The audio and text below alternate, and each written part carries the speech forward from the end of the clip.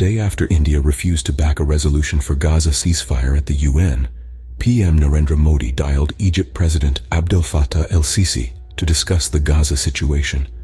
According to an Egyptian readout, the leaders exchanged views on the latest developments in the Israeli military operations in the Gaza Strip and the gravity of the continuation of the current escalation, given its formidable impact on the lives of civilians and the threat it poses to the security of the entire region.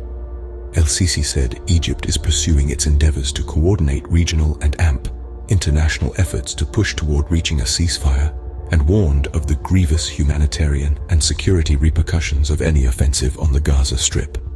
He underscored the need for unified international action to find a solution at the diplomatic level that stipulates reinforcing immediate humanitarian truce that protects lives of civilians and allows instantaneous delivery of humanitarian assistance to the Strip, said a spokesperson for the president. Also, the winds of change began to blow over the subcontinent. The year 2023 marked a significant shift in India's stance towards the Israel-Hamas conflict. With the rise to power of Narendra Modi, India began to shift its diplomatic gaze towards Israel. This was not just a subtle change, but a bold move that marked a departure from India's long-standing policy of neutrality. Modi's stance was not confined to the corridors of power, but permeated through the digital landscape of the nation. Indian social media began to echo this shift, with a surge of pro-Israel sentiment. This shift in India's foreign policy towards Israel was catalyzed when Modi ascended to power. With Modi's rise to power, India's stance on the Israel-Hamas conflict underwent a notable transformation. The year 2014 marked a new era in Indian politics, with Narendra Modi at the helm. His leadership brought about a significant shift in India's foreign policy, particularly towards Israel and the ongoing conflict with Hamas. Modi's declarations in the wake of the Hamas attack were robust, expressing unwavering support for Israel. This support is thought to be spurred by a surge in Hindu nationalist ideologies under Modi's tenure.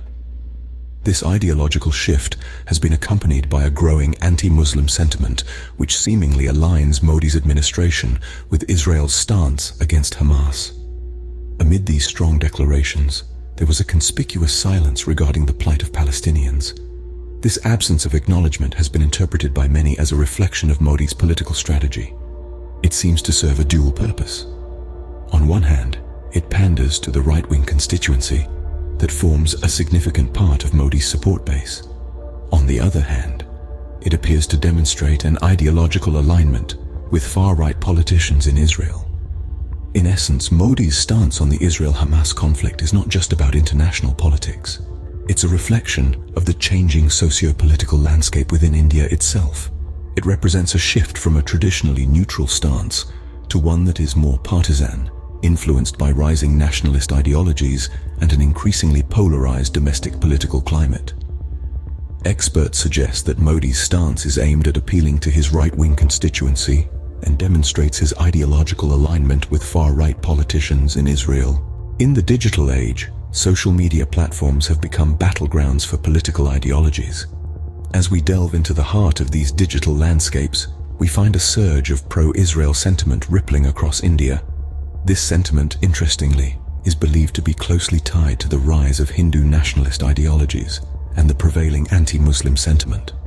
The gears behind this surge are not just organic public opinion, but also orchestrated efforts.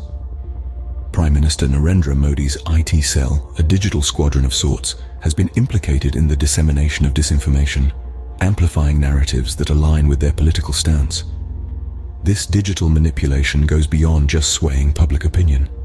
It strategically veils the complexities of the Israel-Hamas conflict, reducing it to a binary of us versus them. This oversimplification fuels divisive ideologies, stoking the fires of intolerance and hate.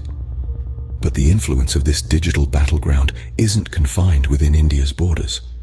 The global interconnectedness of social media platforms enables the reach of these right-wing Indian accounts to extend far beyond their home turf.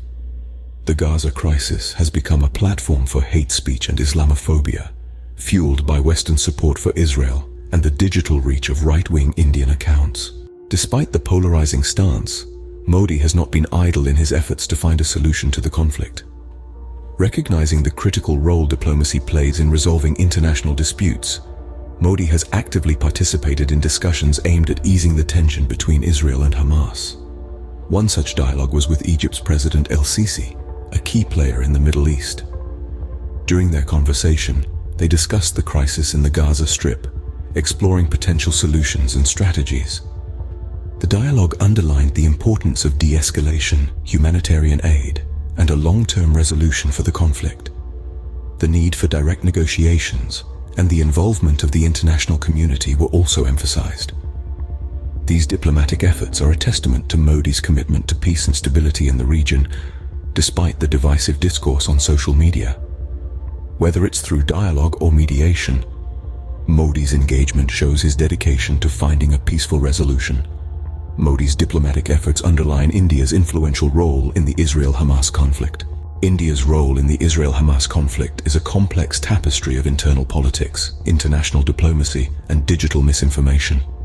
The Modi era has seen a shift in India's foreign policy stance towards Israel, influenced heavily by internal political ideologies.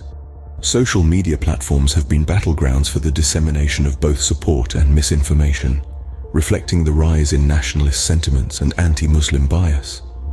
Yet, amidst this tumult, Modi has engaged in diplomatic conversations, like those with Egypt's President El-Sisi, in efforts to mitigate the crisis.